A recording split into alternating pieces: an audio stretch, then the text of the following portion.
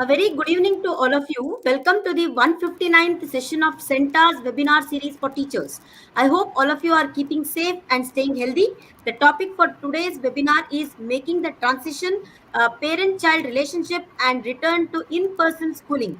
And the facilitators for this session are Miss Ketiki Vengsarkar and Miss Tanya Srivastava from TISS. A very warm welcome to you, faculties. I would like to give a small introduction about our faculties today. First, Miss Ketiki Vengsarkar. She is a counseling psychologist who has completed her master's in lifespan counseling from St. Xavier's College, Mumbai. She is passionate about building capacities to prevent mental health concerns and improve well-being. She has worked as a counselor to provide individual therapy for concerns such as anxiety, depression, OCD, eating disorders across age groups. She has also conducted workshops and trainings for teachers, students, parents, police officials, and NGO staff. In her free time, Ms. Ketiki enjoys practicing yoga, swimming, and cooking up a storm in the kitchen. A very warm welcome to you, ma'am. Now let us go to our second faculty, Ms. Tanya Srivastava. She has completed her master's in applied psychology with a specialization in counseling psychology from Tata Institute of Social Sciences, that is TISS, Mumbai.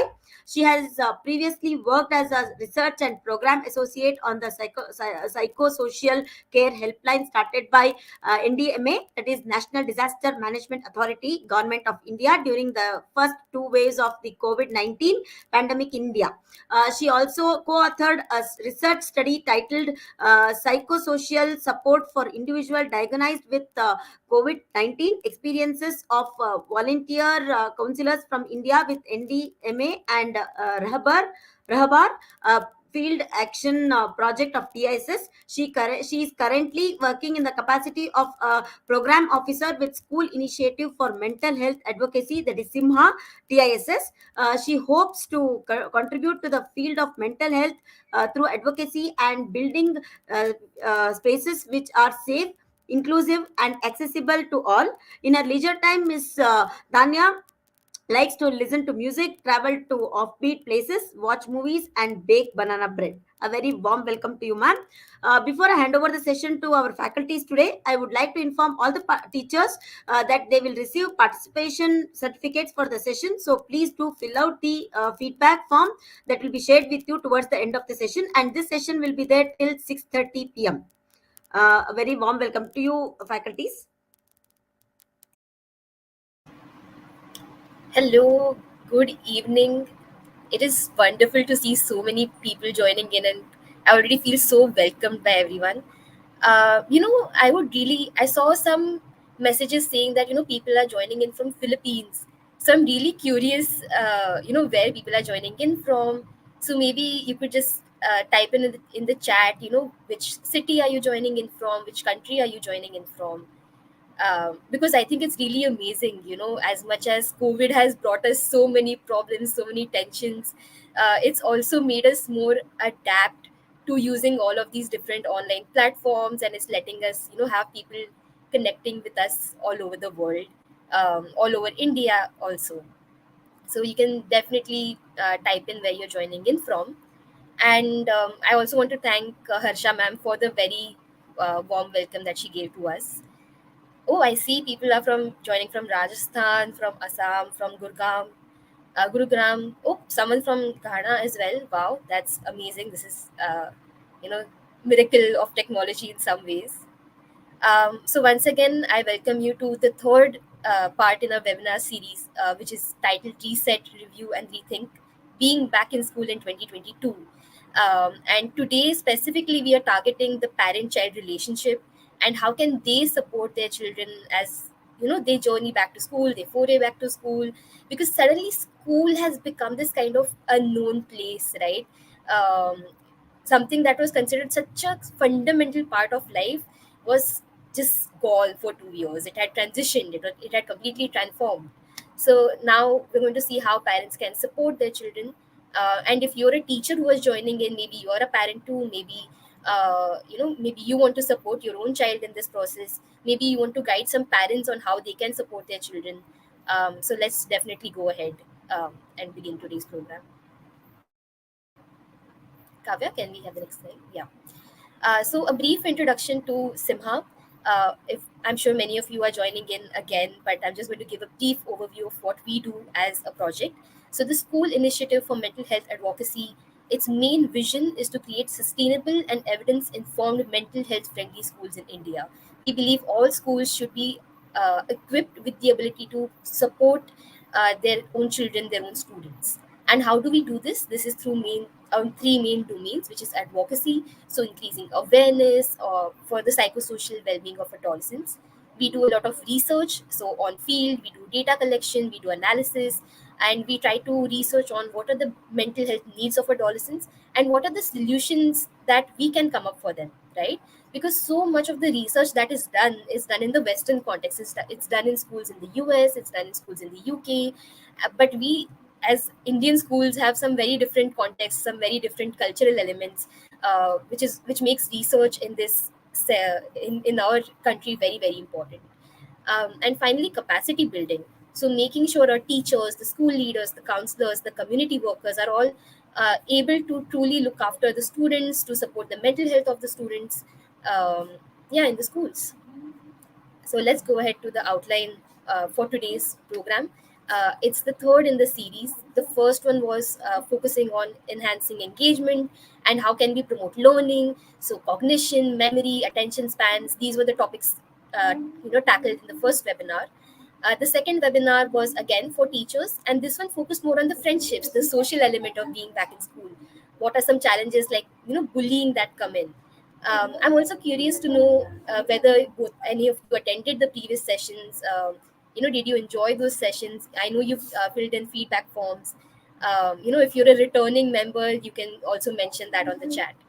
And finally, to the third topic, which is making the transition, the parent-child relationship, and the return to in-person schooling, which is specifically for parents.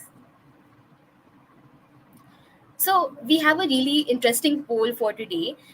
So I'm going to ask all of you to go to this website, menti.com, and enter the code 81051811 and answer the poll there. We've put the website on the link as well, on the chat as well, so you can use that to go and enter the code, and let's see what poll results we get.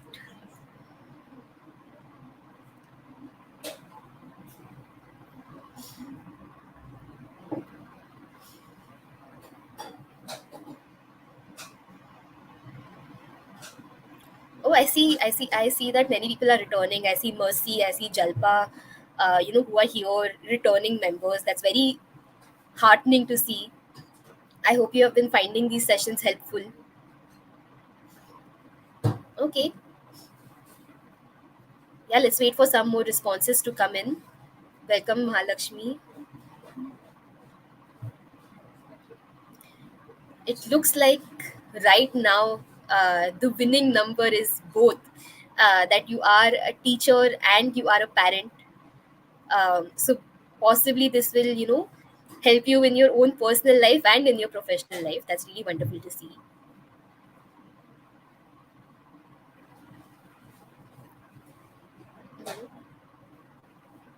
And also kudos to the parents who have joined in today. um, it's I would really encourage you to ask any questions that you have during the session. At any point, if you feel like you have any questions, you can ask them on the chat. We will come to them at the end of the session.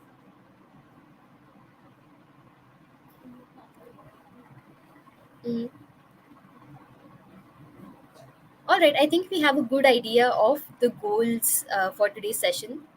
So I think we can come back to the presentation. All right. So, what are we doing today? And I really hope you stay throughout the webinar because we're going to be touching on a lot of important things. We're going to start with the impact of COVID-19. What has it done to the parent child relationship? We are going to explore all of the different factors, right? Whether it's the culture, whether it's the work life balance, how is it affecting the parent child relationship?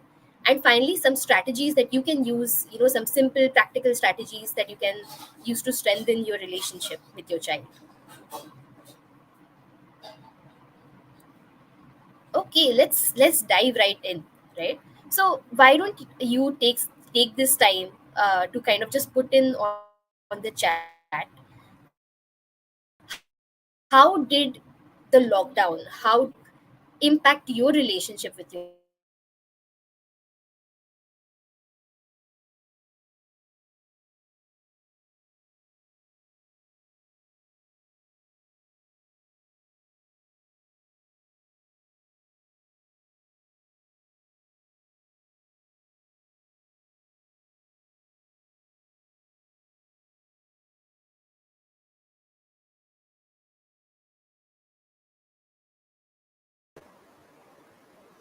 Hi, Harsha ma'am.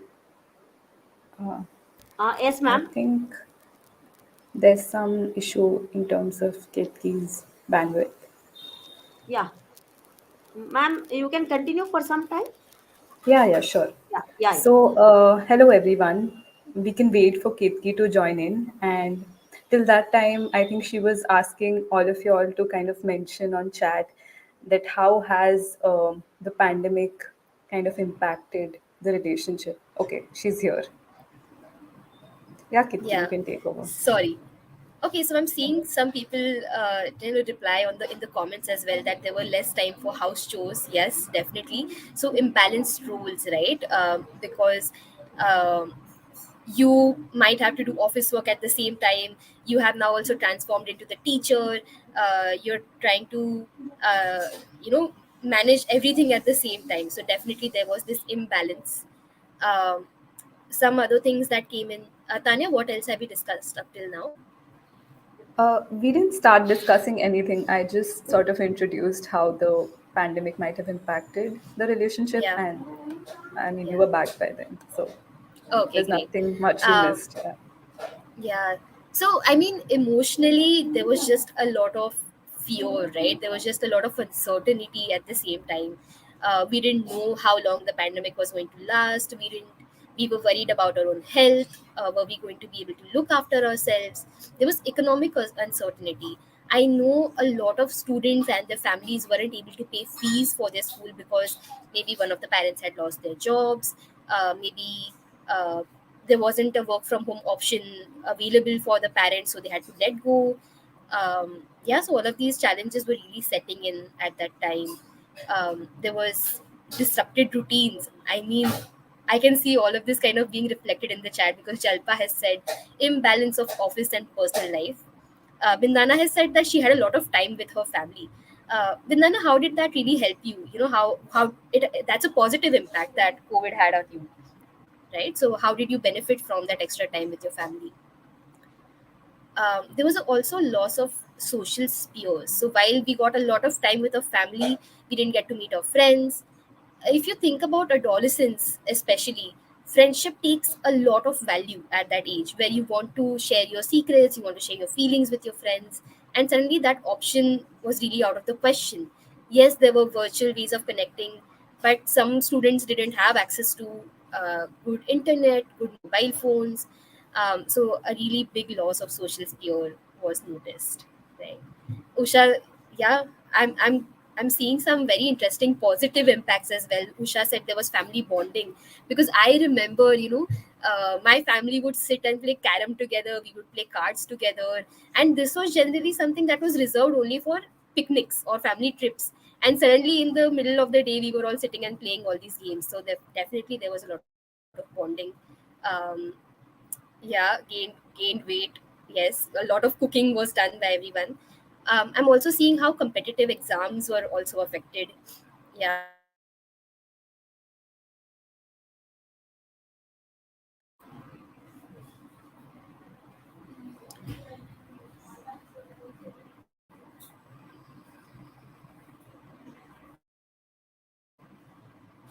I don't know whether I'm still audible. Yeah, Ketki, you are.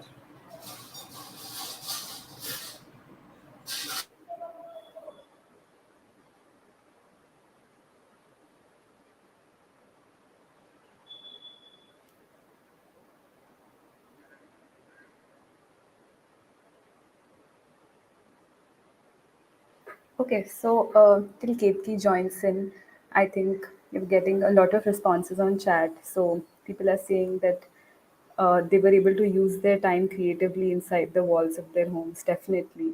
So, like she also mentioned, there have been a lot of positive sort of impacts of the lockdown as well. And if we look at, I mean, the impacted areas in terms of what we lost out on was that there was a lot of interpersonal conflicts maybe happening between the child and the parent because maybe there was not enough communication that was, I mean, there was no actual communication happening. Everyone was frustrated, maybe. So, yeah, Kitki, I think you can continue.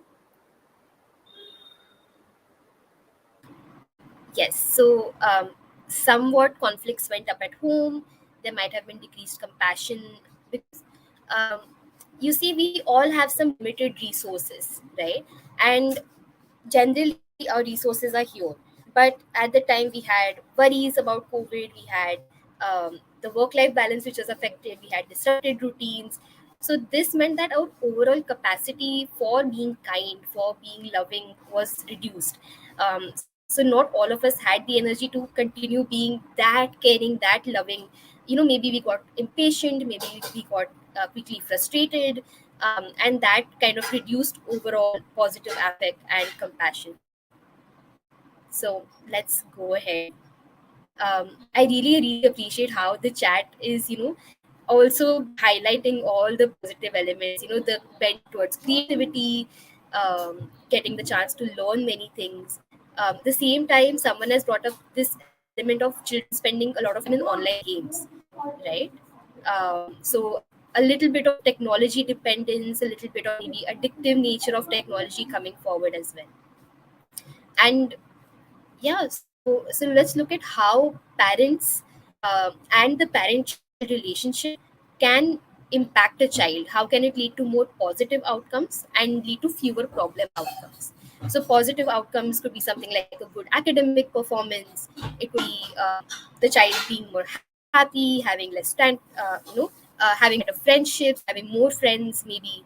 While fewer problem outcomes is having less of the behavioral concerns, whether it's fighting, whether it's bullying, whether it's getting into trouble, not completing work.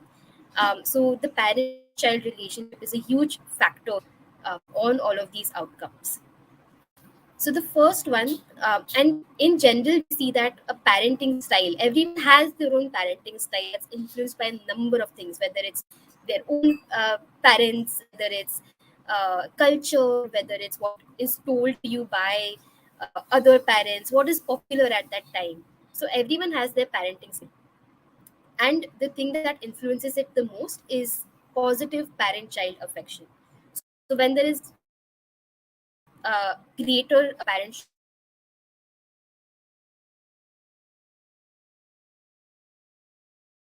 affection, it's not possible that a child is going to be perfectly behaved all the time.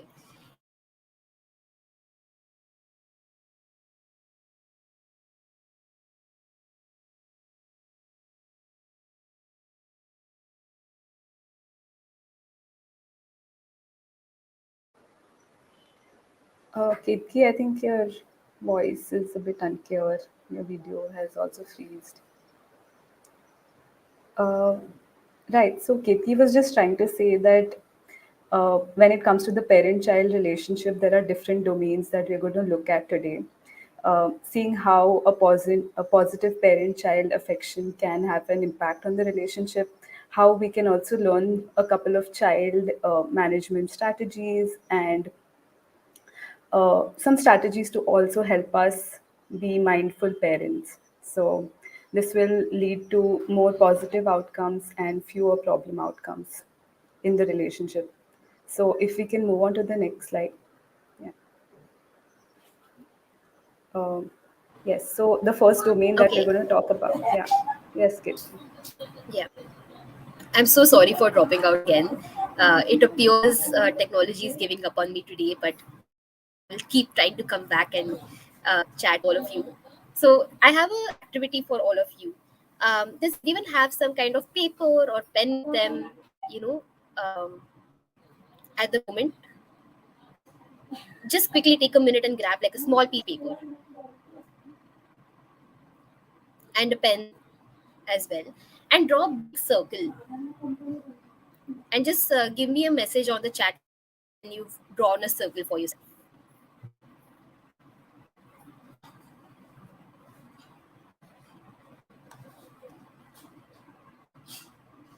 Let's just give everyone a minute.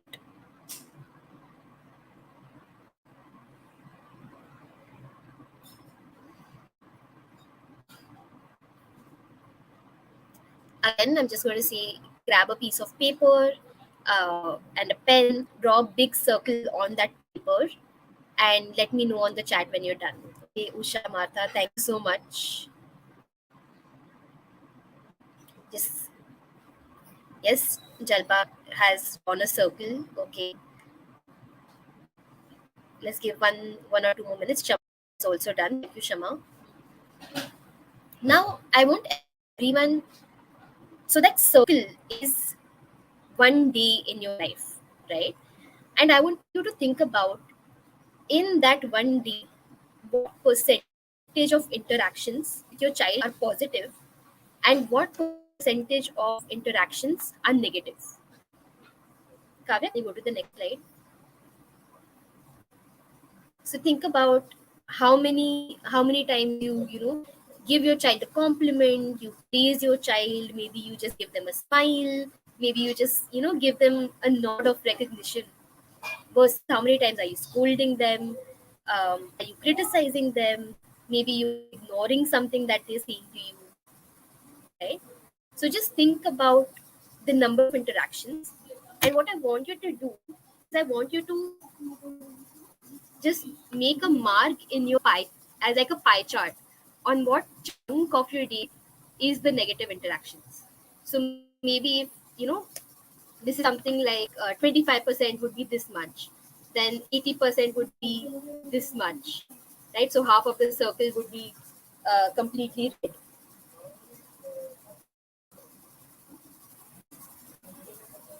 So so this is what 80% would look like.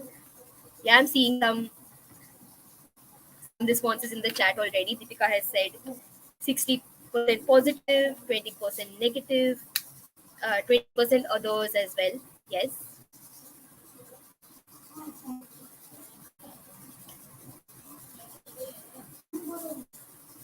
So this is really helpful to think about how many times do I interact with my child and how many of them are really positive, supportive, versus how many of them can be a little bit negative.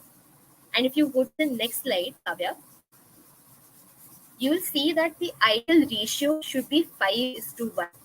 For every negative interaction, there should be at least 5 positive ones. So this is what your pie chart should look like ideally. And maybe this webinar could be a chance for you to think about, how do you want to shift, right? Do you want to get a tiny bit more into that positive chunk? And hopefully Tanya will take over and share some strategies to make sure that positive interaction chunk just gets bigger and bigger.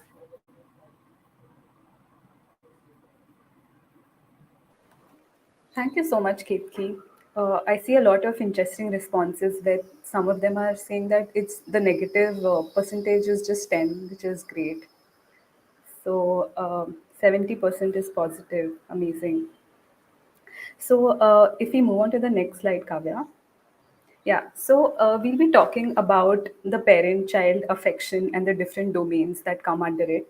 So, Ketki has already introduced us to the topic and told us how the ideal ratio of positive to negative interaction should look like.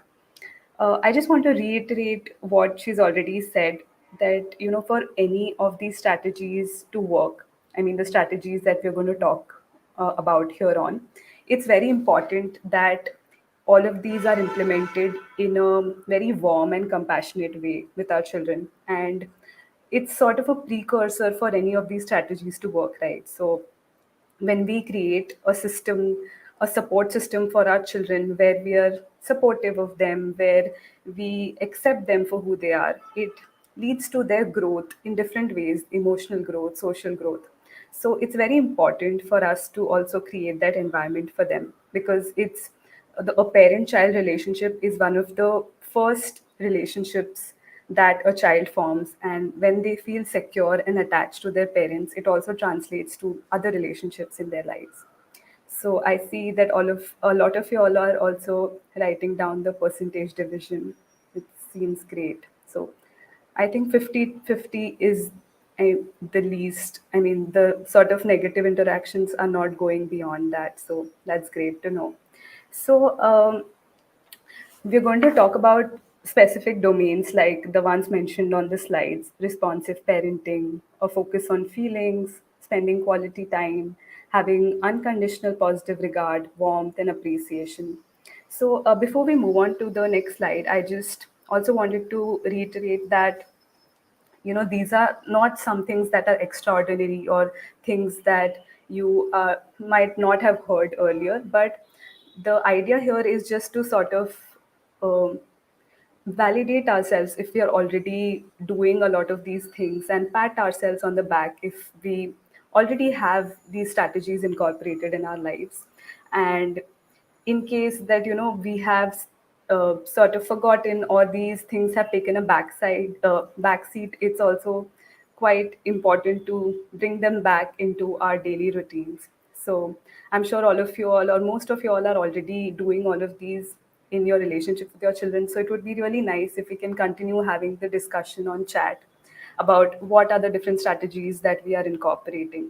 So yes, Kavya, I think we can move to the next slide. Okay.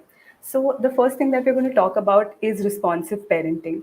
So responsive parenting is nothing but just being attuned to your child's needs, right? So being accepting of their interests, their hobbies, their needs. So when you do that, your child also feels that there is someone they can fall back on, there is someone who's always supporting them. So how can we do that? First thing is to be available for your child always. So this can also depend on the developmental stage that we are in. So if your child is a toddler, being there for them can just be like picking them up when they fall, or helping them out with tiny chores throughout the day. For slightly older children, it can be going to school events, or for maybe adolescents, it can just be like being with them and being accepting of their feelings. Then we can understand our child and value them for who they are, right? So we can try and understand what their hobbies are, what their interests are. We might not necessarily agree with everything that they're doing, but we can just make a sincere attempt to understand where they're coming from and why is it that they like the things that they do.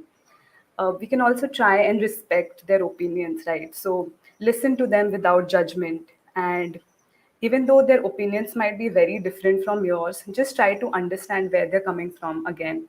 And if you feel that they're saying something which doesn't make sense, maybe very calmly tell it to them or convey it to them that you can do a little more research, or you can read a little more about the topic before forming opinions. But it's very important to respect their opinions and not dismiss it without just even listening to them. And we can also be attuned to their needs, right? So for example, children at times might not verbally say that they're feeling a certain thing, but you can also be attuned to their non-verbal actions. So an example given here is that your teenage child might be hanging around in the kitchen and not talking much, or sometimes children are often locked up in their room and not coming out as often as they did earlier. So what we can do is just be attuned to their needs. So maybe it's not always like you might not always want to talk to them, but just being there with them, maybe offer them a hug, or let them stand with you, help out with cooking or doing any other chores, right? So just it just makes them feel that you're there for them, and that something is going on with them, right? um, Moving on.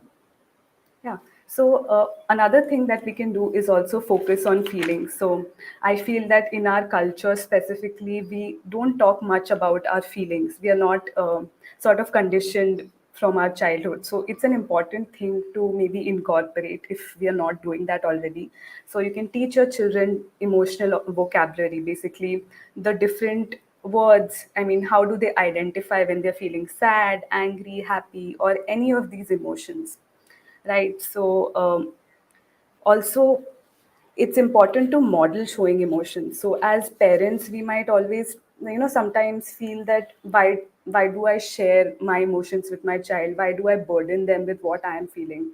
But children often observe, or like they just see or model what parents do or express. So it's important for you to also show both pleasant and unpleasant feelings are okay, and even you kind of feel certain emotions, and explain to them how does your body feel when you're maybe sad, how does your head feel, how does your heart feel. So even they know that, when you as a parent are openly expressing your feelings, then even they get the confidence that they can do it as well.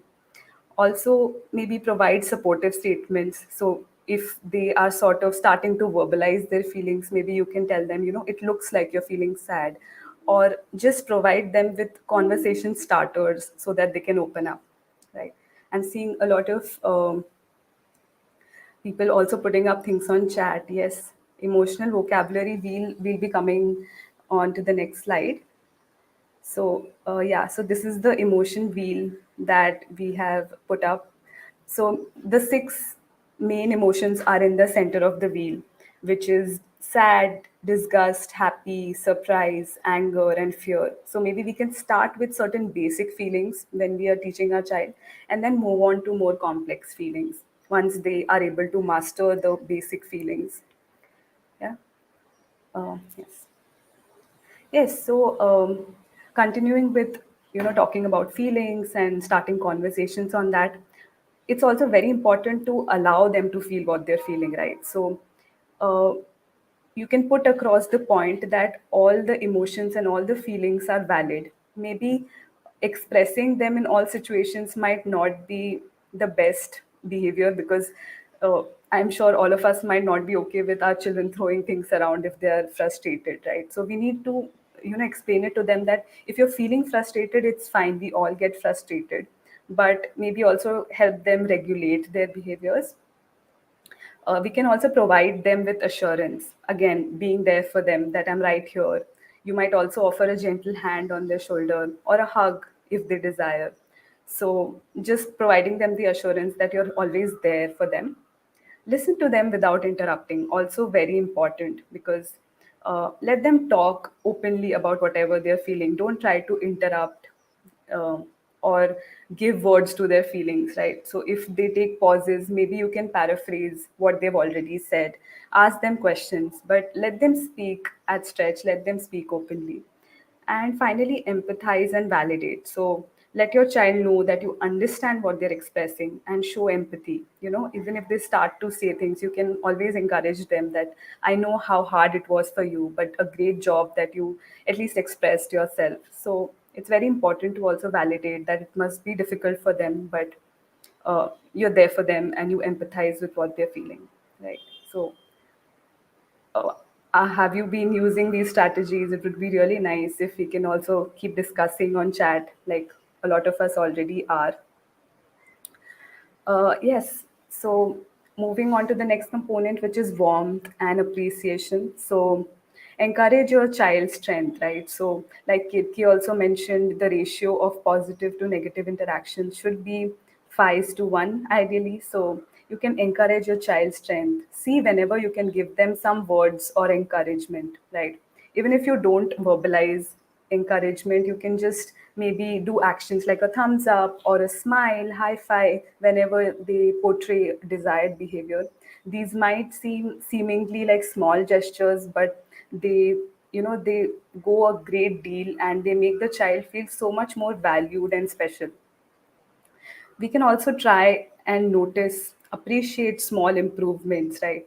So it might not be the best idea to wait for the child to do something perfectly. So uh, for example, you've seen your child struggling with maths problems, and over time you see a slight improvement, that they're better than what they did yesterday. So notice and appreciate these small changes. So I'm not saying that you should exaggerate your appreciation and be like, uh, always sort of appreciating them, exaggerating, because that also creates a sense of belief, that sense of self for the child that is exaggerated. So that might not be the best idea, but at least like small appreciation, a high five or a smile goes a long way. And it's also important to be mindful of the developmental stage, right? So I'm sure uh, participants here who have teenagers, it might not be the best idea. I mean, you are better to sort of tell me that if you praise teenagers in front of their friends or publicly, they might not like it. But toddlers at the same time would love being singled out, or um, given a praise in front of everyone. So it's also important to be mindful of the developmental stage your child is in. Moving on. Yes, so quality time. So I'm sure a lot of us, or most of us, do give in quality time to our children. Sometimes it's also a loosely used word, but what might be important also is to create a routine together. So, for example, again, depending on the developmental stage our child is in, having a routine of saying bedtime stories or making their favorite dessert together on Sundays. So I remember when I was a teenager, my mom and I used to go out very often.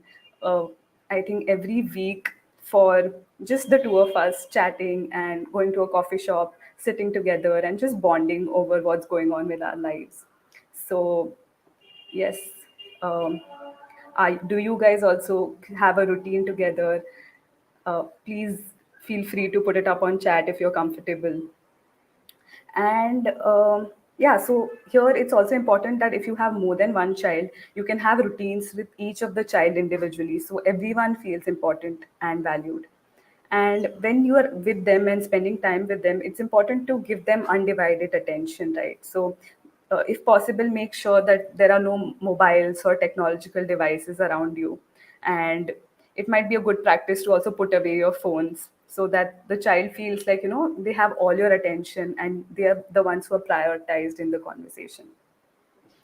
And finally, unconditional positive regard. So, providing unconditional love is a prerequisite for all of these strategies to work, right? So, it's not good to have conditions, with respect to your love. So, only if they top their class, or only when they behave in a certain way will you love them. Yes, we might want our child to excel, but we should not attach these conditions to the love we give them. Also, let your child know that you love them and love them unconditionally, and no matter what they do or how their circumstances change, you'll always love them. Yeah. So yes, I see a lot of us writing on chat that used to go for walks together. Jalpa has written that. Vats has written doing yoga together. Amazing. So all of you already have certain inputs to give. So that's amazing. Can we move to the next slide, Kavya? Yeah, so this is an illustration about an emotion worksheet that can also be used with your children. So here I would like to request Ketki or Harsha ma'am to put up the link for the Inside Out video that you can also use as a resource to sort of talk about emotions with your children. And yes, so Harsha ma'am has put it up. Yeah. So Tanya, if I basically, can yeah, just also, sure. someone on the chat gave a very interesting response. They said they feel guilty that they don't spend as much time with their child, Mhm. but on Saturdays they go out and play chess. So I just wanted to say that sometimes it's not even about how many hours you are spending with your child, or Hmm. it's about the quality of time. Are you, and you're saying that every Saturday, like Saturdays, you go and play chess. I'm sure you're going to spend a lot of time focusing on your child in that time, right? And that is what is going to matter. That is what they will remember very strongly. And please don't feel guilty, because we understand there are a lot of things going on in your life, right? Yes, you might be a parent, you might be a mother, you might be a father, but you're also someone who's an employee, you might be a child of someone else, you have so many roles that you have to play, you might be a daughter-in-law. So it's not helpful to carry this guilt with us, but instead to kind of appreciate how much you are doing, um, despite all of these challenges. Yeah. Thank you so much, Ketki. I think very true. Uh, Someone has said if they have to watch the video now, actually, it's just a resource. You can do it later whenever you have the time.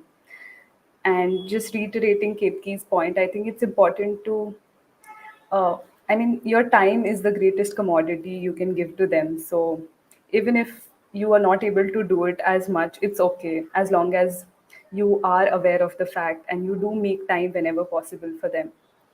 Yeah. So this worksheet is basically just trying to help our children understand what different emotions can feel like, sound like. So if we take sadness, maybe how does it feel like? Your heart feels heavy.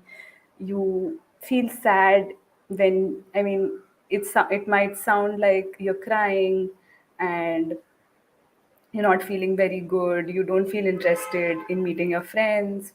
And a memory when I felt it could be any time that they have last felt, maybe when they did not score very well on their exam. So you can use this worksheet with them for also, understanding and labeling different emotions. Moving on to the next slide, we can also use this activity of a rose thorn bud.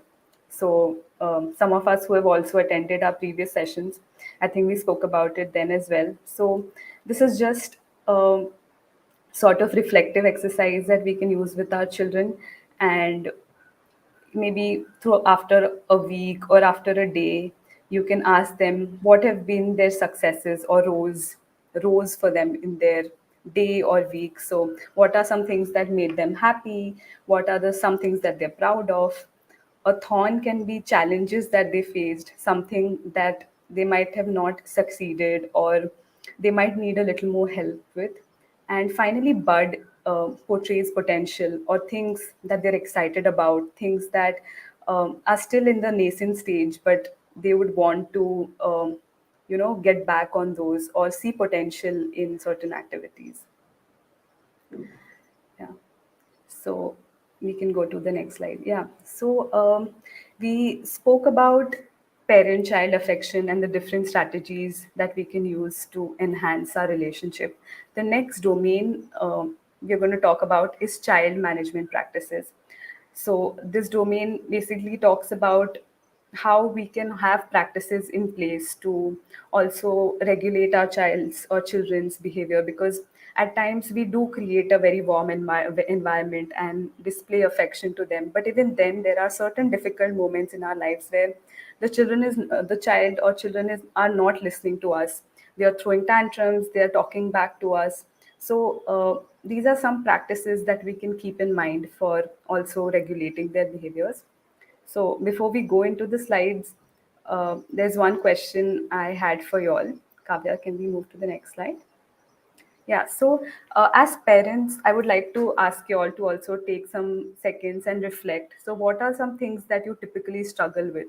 Is it related to setting routines and structures in your child's life? Is it related to promoting certain desirable or preferred behavior? Um, is it to do with conflict management or conflict resolution? If you could also put it up on chat, it'll be really nice to know what are the different challenges you're facing. So it can be more than one actually. It need not be just one of them, but more than one. So Yeah, um, you can also just put one, two, or three on the chat. yes, Um, yes, just the numbers would also help, as Kiki said. You need not write the entire sentence or the phrase.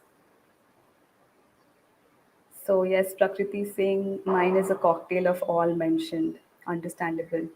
Conflict, third, setting routines, right? Uh, it's all three at different times, right? I'm sure like it might be overlapping also at times to get rid of gadget addiction and diverting their concentration. Yes, very valid, I think, especially during the pandemic. A lot of our dependence increased to different gadgets, technological devices. All right, so we can move to the next slide while participants can keep putting in their uh, responses. So, talking about routines and structures first. So, Kavya, we can move to the next slide.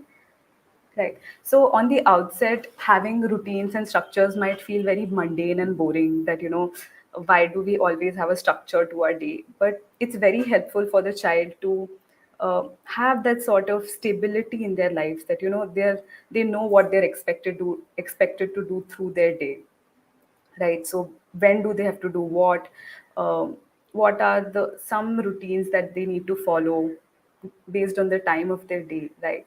So here we can try and co-create the routines with the child, so this also gives agency to the child that they are also a part of the routines that are being created for them. So we can have routines based on different times of the day. In the morning when they get up, what they need to do. After they go to school, when they come back, what are the things that are expected out of them. It's also important to prioritize which routine do you want to start practicing first, right? Then rationalizing with them is important because it might seem a very overwhelming task for them that they're required to do so many different things throughout the day, right? So explaining the importance, breaking it down into smaller exercises, smaller chunks, so that even they see the rationale behind it, right? So, for example, if you see your child is very dependent on gadgets and is not sleeping on time, their sleep schedule is completely like ruined, and they're basically not following structure when it comes to sleeping, eating, all of that. You can maybe ask the child that, this is the problem that I see in your behavior. How do we solve it together? What do we do every day? So kind of take inputs from them. So when it comes from them, even they feel much more involved in their routines, and they can also feel a sense of membership, right? Then we can also have routines in terms of family time. So there can be designated activities during the time of the day when families can do activities together, maybe eat meals together, socialize. So Ketki said during the pandemic, um, she, along with her family, was also playing a lot of games, carom. Uh, a lot of us also have activities like eating dinner together. So being together at least one meal of the day. That's routine that most families I know have. Then we can also assign different responsibilities to the children. So it might not be huge responsibilities, but small activities like setting up the dinner table, maybe checking if water bottles are filled. So the child also feels responsible that they are responsible to certain tasks, and if they do not do it, they have the accountability, right? So they feel like they are an active member of the family. You can also have visual representations like timetables or trackers that keep reminding them about what is expected out of them. So, if we move to the next slide, we have an example about how a timetable can look like. So, we can divide the chores according to what is expected out of them in the morning, afternoon, evening, different chores that they're needed to do, right? Moving on, we can also set limits for certain activities, right? So like screen time, when do they do their homework, what is their play time. So I remember as a child my mom used to have this routine where she used to say that till the time I'm cooking, you can, like me and my brother, you can watch TV, but the time I finish cooking, you have to get back to maybe you're doing your homework or doing your personal studies. So, linking uh, activities and setting limits in that way also helps. You can also link activities when it comes um, to different activities that a child is required to do, right? So there might be some things that the child can forget, or something that might not be as interesting. So you can link two activities together, like when you study at that time, you can also pack the school bag for the next day. Or when you go at night to brush your teeth, you can maybe put your laundry in the basket if you're already going to the bathroom. Then we can also have a communication protocol in place, right? So leave a message and communicate with your child, and encourage them also to communicate with you if there is an unforeseen event maybe. So often children remember much later at night that they had to get a certain stationery to school by the next day, which might not be the most pleasant thing to do. So you can have certain routines in place where they communicate on time, right? And finally, be calm with them and do not expect that they bring about all these changes at once. So try and make small changes in their lives. Like if they are sleeping late, we can ask them to maybe sleep a little earlier, like 10 minutes earlier. Then when it comes to watching TV, maybe going from 45 minutes to 35 minutes and then lower. So small changes. Yeah, so this is just also a tracker in terms of responsibilities. Like you can have different responsibilities on a chart and what they're expected to do throughout the week. Moving on, Kavya. We can also have certain token or reward system for them. So if they complete a task, they'll be given a small amount, a token as pocket money. And if you see that they're not behaving in a desired manner, you can also have fines. So reduce a certain amount from their pocket money. So that also encourages them to sometimes follow these routines, right? Yeah. So I'll invite Ketki to take over now. Yes, thank you so much. I might have to keep my video off because I'm facing network issues today, but I am here, and I might switch it on at times if I want to demonstrate something. I saw a very interesting comment in the chat right now where someone is saying that limiting screen time is essential, but sometimes they have to give it for extra time. Like the teacher is now watching the webinar and their child is watching something else. And that's a very interesting point, right? Because screen time is kind of like salt, right? You need salt in food to make sure that it is tasty, and food without salt is not going to be tasty at all, but too much salt is not going to be tasty either, right? So I think it's always about like knowing how much screen time do we want in our life, just like how much salt do we want in our food, right? So there is nothing wrong with screen time, and it can be used very positively to support our life as well. So now we're going to talk about how do we increase the behavior that we want, right? So there might be certain actions, there might be certain chores that you want done from them. How do we make sure they do it? So the first step is to co-create consequences. So what will happen if they don't do that behavior, right? And the consequence has to be appropriate to the mistake they have made or to the behavior that is not followed. For example, if you decided that okay, there is only 1 hour of screen time in the day, the consequence of going over that cannot be something very harsh like no TV for a month or no screen time for a month, because you know that is not realistic. So pick something that is more realistic but will still make an impact. For example, tomorrow you will get only half an hour of screen time, or only 15 minutes of screen time. So there is a consequences, it is mandatory, so you're keeping the same consequences for the error that is made. Also, correction in the appropriate context. Do you want to scold your child in public or private? The issue with scolding or correcting your child in public is that they can feel a lot of shame, they may feel guilt, and those are very unhelpful feelings for them. So it might actually make the situation worse. So it's much better to do these error corrections in private, when it's just one on one, when you can have a discussion, when you can have a conversation. So I'll actually give you example of my younger brother who had this very very annoying habit of kind of interrupting everyone in the conversation. And my parents once sat him down and told him, look, this is what you're doing when two people are kind of talking. You're jumping in between, you're disturbing the flow of the conversation. Wait until it's your turn, right? And my brother understood that. He agreed, yes, I should do that. But he also said that, but I don't know when I'm interrupting on accident. So then my parents came up with this signal. I'll show you. So my parents would do, my dad would keep tapping his hand like this when my brother was interrupting too much. And so when guests were over and we were sitting, and my brother again in his old habit started to just blabber on and on and on, my dad started doing this, and my brother noticed and he said, okay, I think I'll take a step back. So you kind of need to set those kind of rules in private before they are enforced in public as well. Also notice and appreciate good behavior. So if you're going to point out the negative behavior, also appreciate the good behavior. Stick to the ratio that we gave in the beginning.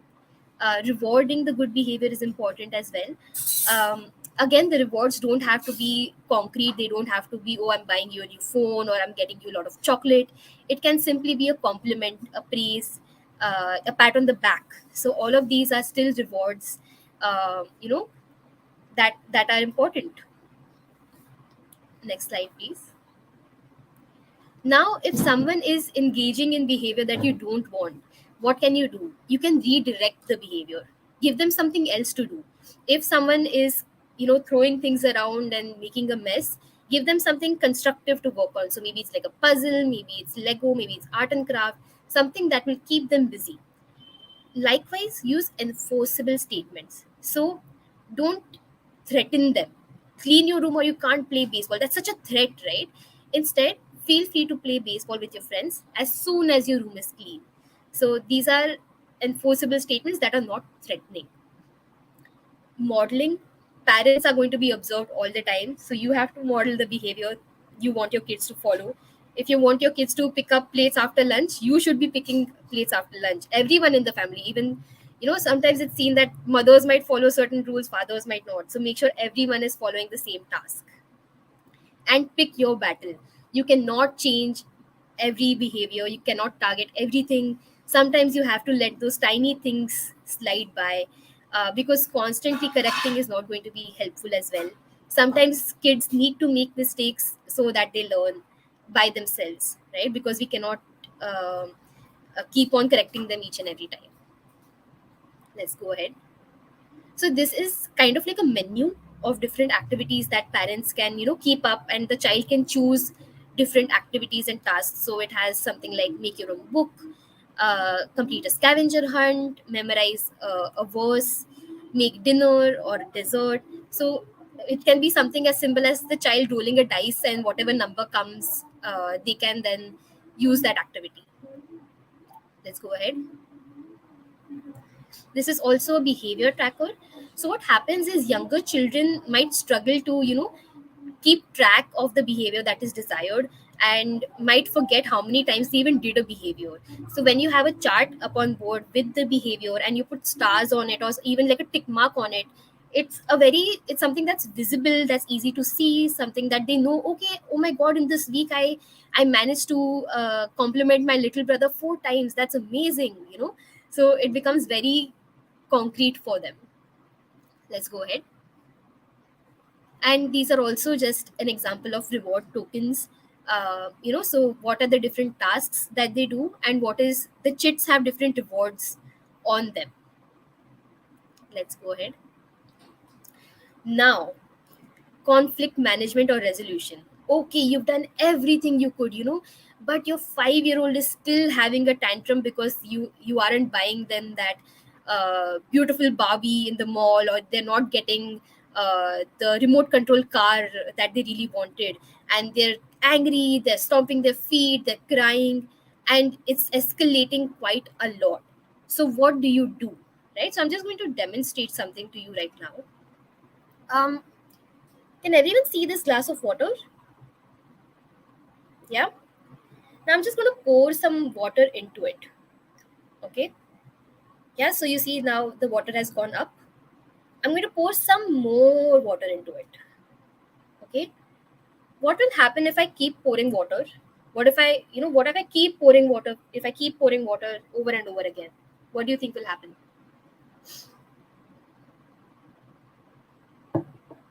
Tanya, what do you predict? I keep pouring water into the glass. The water will overflow. it will overflow, right? And it'll probably create a puddle, it'll create a Yeah. mess around. So this is kind of what emotions are like. You're having a fight, and your emotions were here, now the emotions have gone up, and you decide, okay, my child is angry, I'm also going to get angry, and I'm also going to yell at them, fight with them. Emotions are going to go up, they're going to go up, they're going to overflow. All right, it's not going to be helpful, it's going to just create a mess. At that time, you need to pause, and what you need to do, you need to take a sip, take a pause. That is going to be the best thing you can do, because when people are angry, when people are upset, uh, children, adults also, when they're upset or angry, they will be functioning from the emotional center of the brain, right? So this is, it's like, it's right here at the base, it's like a small almond shape. You will be processing from here and not from here, which is the front of our brain, which is the logical decision making part of the brain. So when you take a pause, that emotion center kind of reduces a little bit, and the logical center gets a little bit more power, it gets a little bit more energy. I'm sure you have had your elders tell you ki, oh, count backwards from 10 to 1, or go drink a glass of water when you're angry. Why is that? It's because you need to take a pause, whether it's closing your eyes, whether it's taking a nice deep breath. Okay, then after you pause, acknowledge. You don't have to acknowledge or validate their behavior, but you have to acknowledge their feeling. You can say something like, I see that you're upset that I'm not buying this car for you. I would like to talk to you about the response that you're having. you know so you don't have to say that, I it's very valid, it's great that you're lying on the floor and having a tantrum right now, but the feeling behind it, because that feeling is still real, right? That pain, that sadness, that anger is very real. So you need to acknowledge it and validate it, and then maintain focus. Don't bring up all the old issues that were in the past. Don't bring up past misbehaviors. Talk about what's happening right now. Kavya, next slide. Remember that it's not you versus your child, or your child versus you. It's both of you versus the problem. Okay, so there's no right or wrong, there's no winning or losing, there's finding a middle ground, there's finding a way to disagree, or there's finding a solution that is suitable to both of you, right? And you have to really be aware of the context, and the situation. This is, my child is asking permission to go to the prom, and or to the annual function, and the annual function is going to end late, after the curfew. But it's once in a while situation, and there are going to be other adults around, they're going to be safe. So yes, I will make my rules flexible. So let's go ahead. When there is conflict, this is kind of part of the overflowing as well. Do not name call them, do not criticize them, do not belittle them. Okay, because these words stay with the child, they stay with them. So focus on the behavior. You're writing slowly instead of you are stupid. Yes, you're finding this math sum difficult instead of you're too dumb to understand math. And finally, find the teachable moment. Pick the time where the child is attentive, where the child is in a good mood. uh, you know Find, make sure that after the misbehavior, you're dealing with it immediately instead of waiting another week to tackle the conflict. So this is an illustration to show what can children do when they're angry, so they can walk away and let it go. You can wait and pull it off. So this is something that you can spin the wheel and kind of come to different options. So go to another activity or something like that. This is also a reflection sheet that you can kind of use with an older child, to give them this sheet and tell them, okay, write down what is the problem, what is your feeling, what is the other person feeling, and what are some options to solve. So this is something that's quite useful with older children who can process their own feelings and words, using language. Let's go ahead. These are again some steps to resolve the conflict, which is kind of cooling off, sharing listening, taking responsibility, deciding some kind of intervention, choosing a solution, forgiving, understanding emotions, and then trying the solution and coming back to it. Yeah, so these are some different steps. And I'll hand over to Tanya for mindful parenting. Thank you so much, Kirti. So, now that we've covered two domains, that is parent child affection and child management practices, we'll be going over to the third and final domain, which is mindful parenting. So, a lot of the content that I'll be speaking about might already have been covered in the previous sections, a lot of it might be overlapping. So, uh, we can just go over it quickly. So, while the previous two domains focused on the relationship between the parent and the child and how that can be enhanced in different ways, this is more to do with reflection.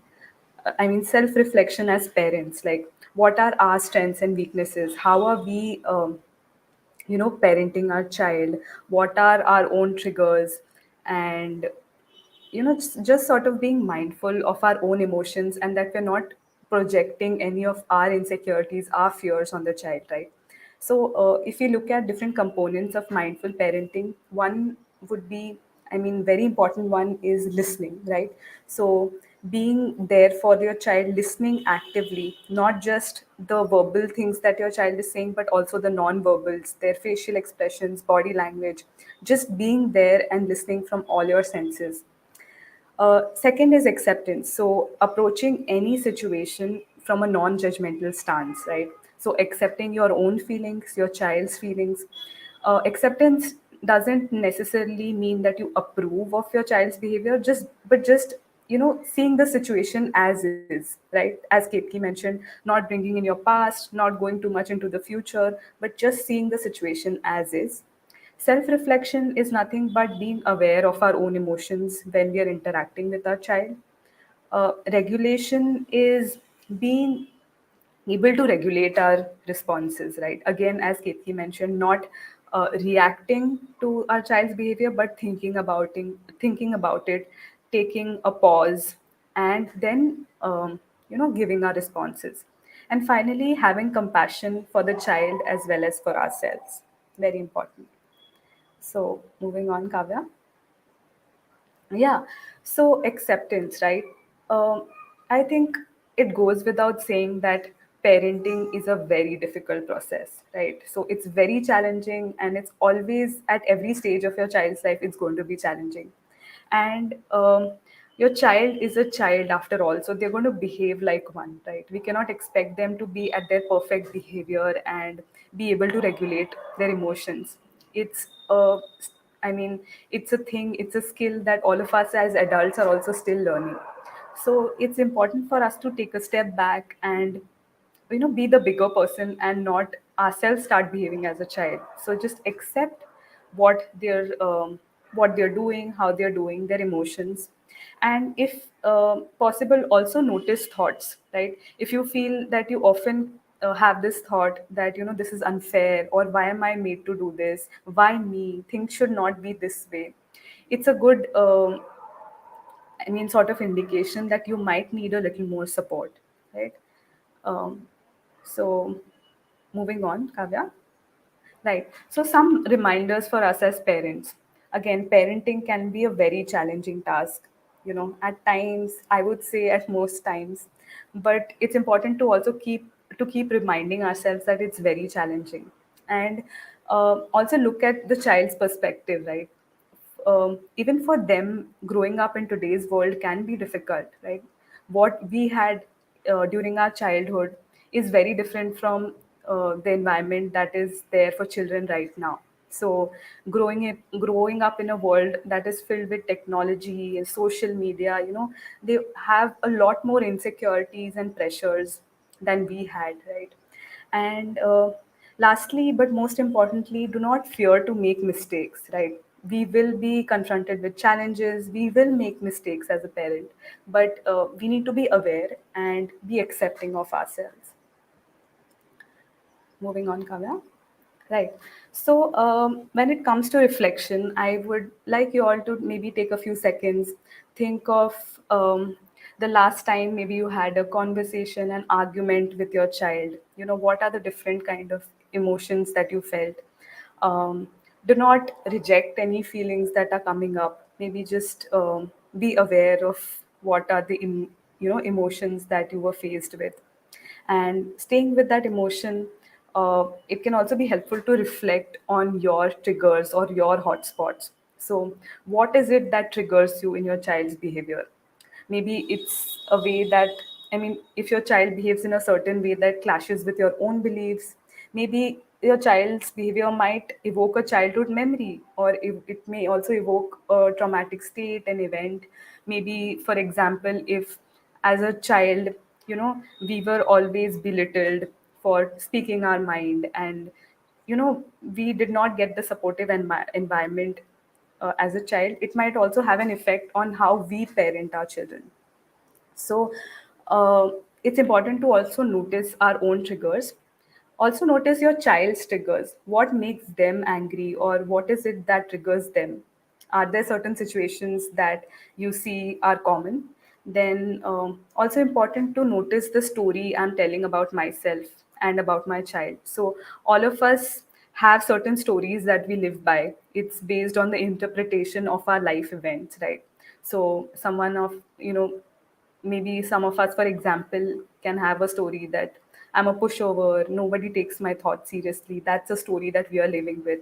So does that have an impact on the relationship with our child? Also notice your own parenting style.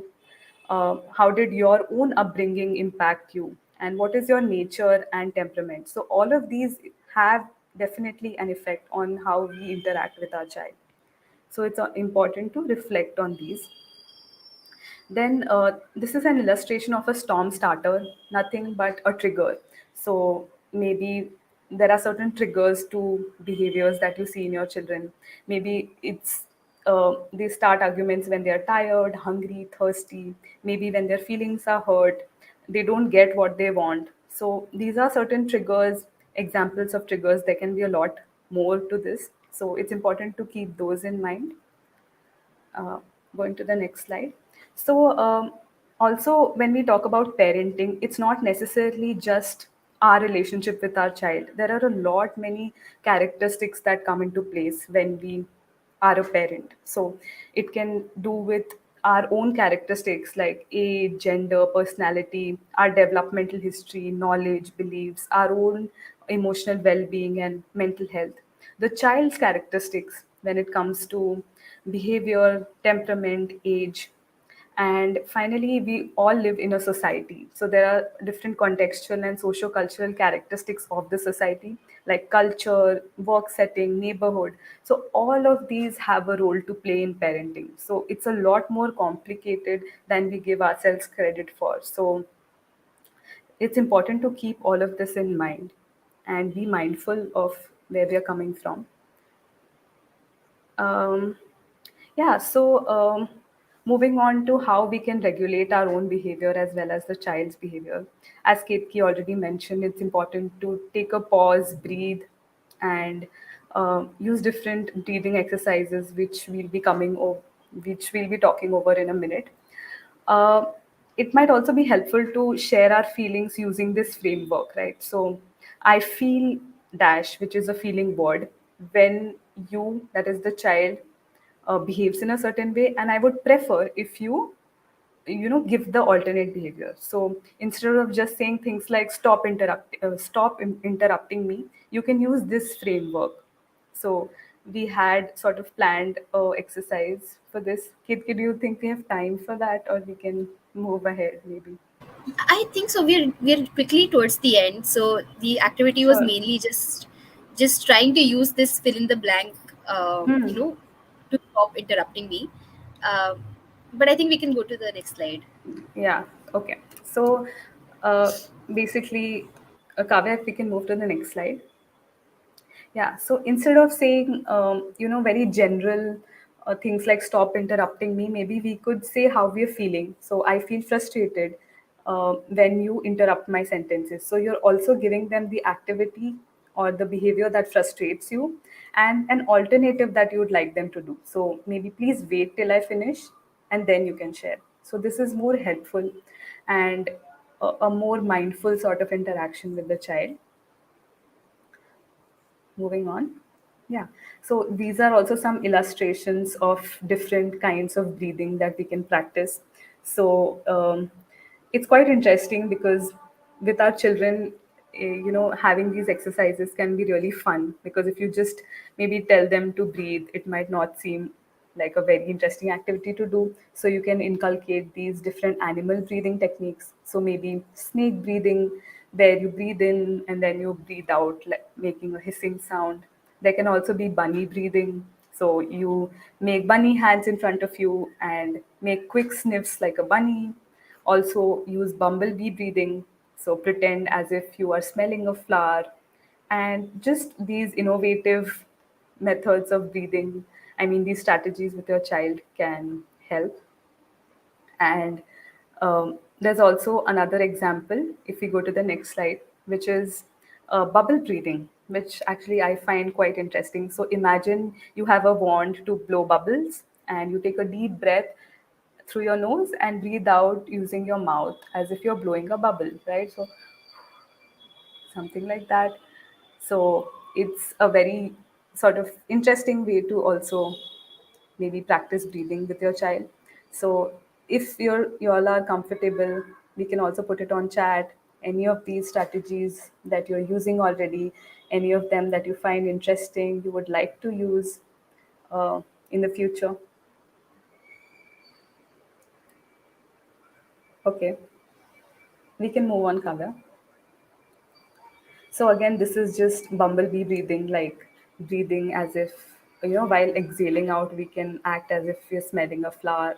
So that can be interesting for children as well as for us, actually. Yeah. So, yeah, finally, when we are being mindful as parents and know what our child expects out of us, what we expect out of the child, uh, it's also important to have self-care strategies for ourselves, right? So it's not always possible to pour in from an empty cup. We need to ourselves feel, compassionate and warm, and feel nice about ourselves to also help our children. So there are a couple of self-care strategies that we can use. uh, Maybe all of you all are using some of these strategies. Please put it up on chat if comfortable.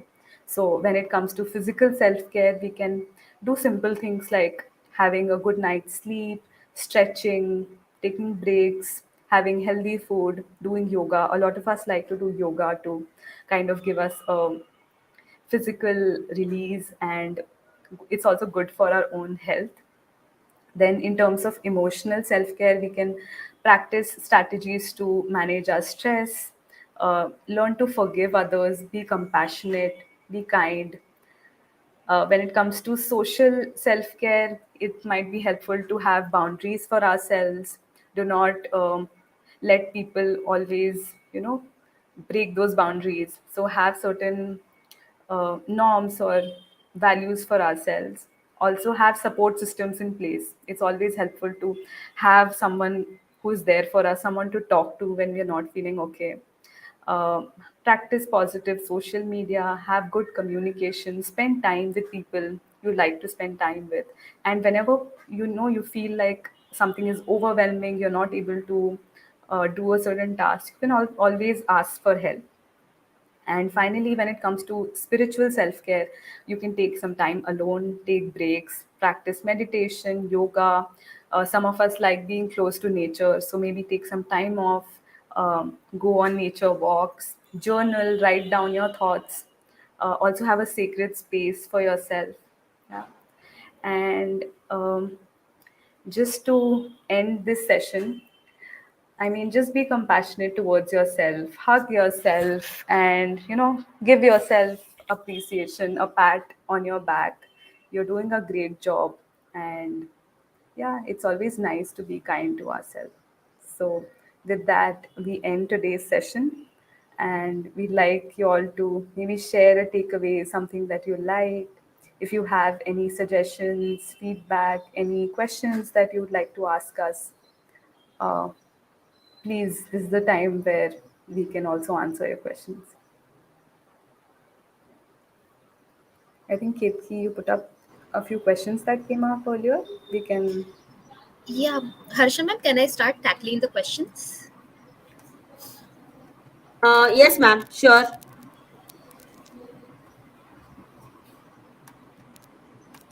Ketki ma'am, you can go ahead.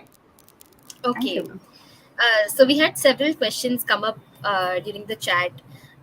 One question was, what should be done so that children listen attentively to what you say and also take a practical step towards what you want them to do, right? Which is a very pertinent question. So I'm sharing some tips that can be useful. First of all, make sure that you're in a setting where there are very few distractions.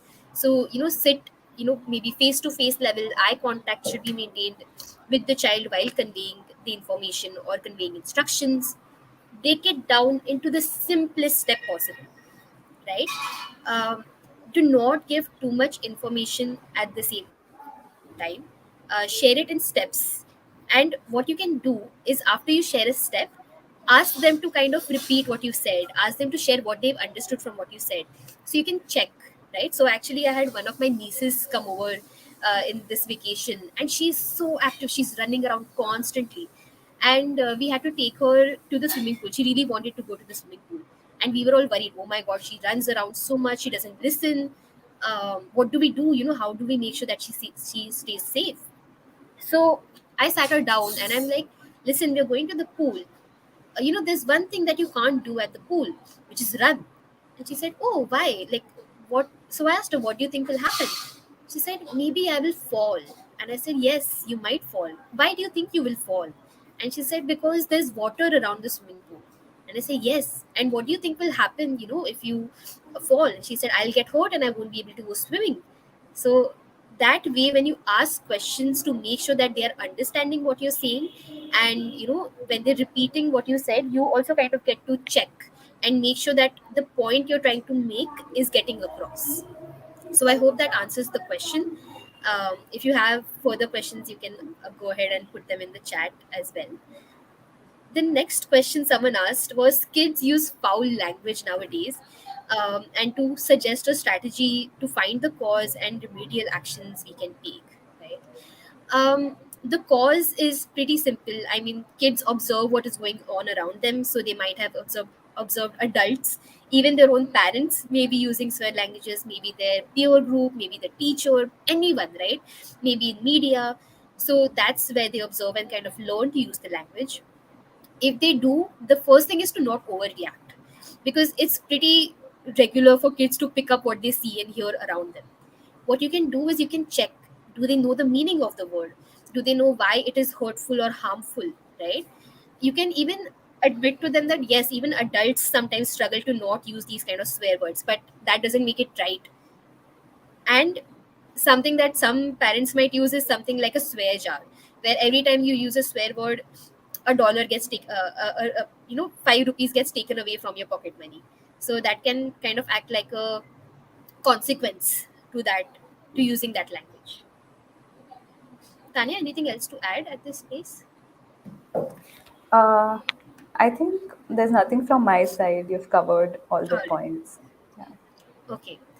Another question is, I am Raju. My son behaves normally with us, but his teachers say that he's very naughty in class, interested in sports, not in academics, and asks out of syllabus questions. What to be done?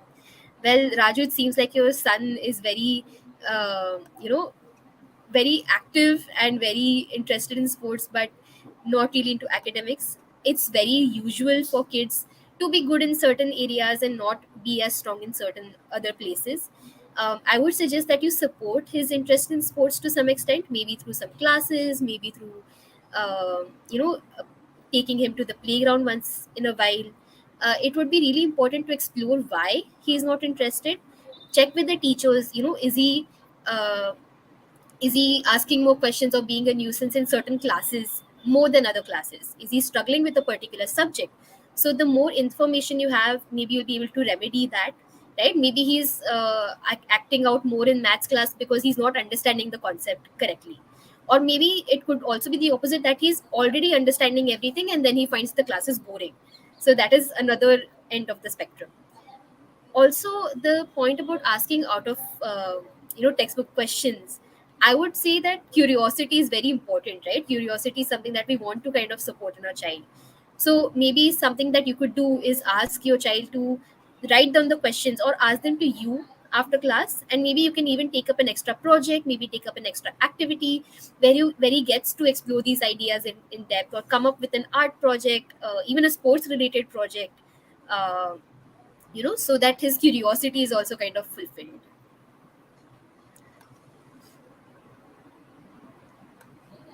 Another thing, Ketki, that came up was that one participant, I think, said that they liked the activity you told them about tapping the hand when, Yeah. pointing out in public. So they were asking if there are any other strategies that we can use alongside.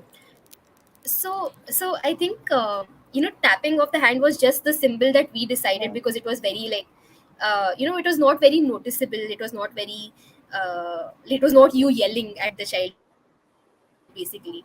So you can actually sit and discuss with the child, whether it's a particular keyword or a code word that you want to use, right. um, just remember that yelling is not going to be the solution, scolding them right there and there is not going to be the solution. It's how you tackle it after, right? Sometimes after the misbehavior, when you're discussing it, it can also be useful to explain as a parent what's happening for you, right? Because so it's the same example of my brother. My parents kind of shared with him how it's tough for them. They feel a little embarrassed, when he was talking on so much, and even interrupting and trying to correct the adults that were there. So they kind of logically explained what was happening, and even though he was in second grade at that time, he kind of understood. So when they get to see your side of the picture, it can change their behavior as well. I actually wanted to pitch in, uh, ma'am, Harsha ma'am. You Yes, have hand, ma'am. There right? is one more question. There is one more question by Sana Ahmed. She is telling giving cell phone to children is a sign of ignorance, not giving them much attention. So, what is your view on this, ma'am? I think I will, come back to the analogy I gave during the session, that technology, mobiles, internet is like salt. It is impossible in this world to live without giving your child cell phone and technology, because to some extent they do need it, right? It's kind of part of fundamental processing the way we live right now. But it's how you regulate it, whether it's too much salt or too less salt is what you should look after. Um, I think also having that menu of different activities can help the child, right? Because sometimes it's just out of boredom that they do not know what they should do apart from using the cell phone. So having Kids certain, chodo, even for yeah, us, even right? us, yeah, I Yeah, like if I keep my phone away, sometimes I don't know what to do, so then I yeah, started just true. randomly picking off books from my shelf and saying, okay, I'm not going to use my phone, I'm going to read. So Mhm. when you give them alternate behaviors, Yeah, that will really help them. definitely. Thank you for that reply, ma'am. There is one more, Shweta, ma'am. She is asking, when do you think financial difficulty should be shared with children? It is one of the questions asked by her. Tanya, do you want to take this up or should I? Yeah.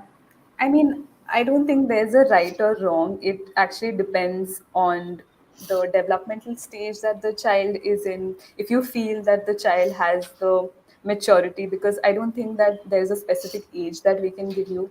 But whenever you feel that, the child is mature enough to maybe understand what's going on, and, they're able to handle the situation, is, that this is something that I can think of.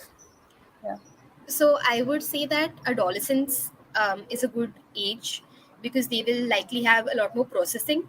So Hmm. around 11, 12 years, again, you don't have to tell them all the details or everything. It can be kind of step by step.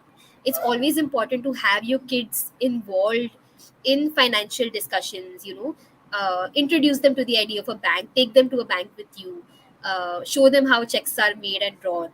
So it's a very important point that they should be involved in these conversations as early as possible. And the thing is, as kids grow older, around their teenage age, they will also start noticing. Uh, they will start noticing, and they will start understanding what is going on as Yeah.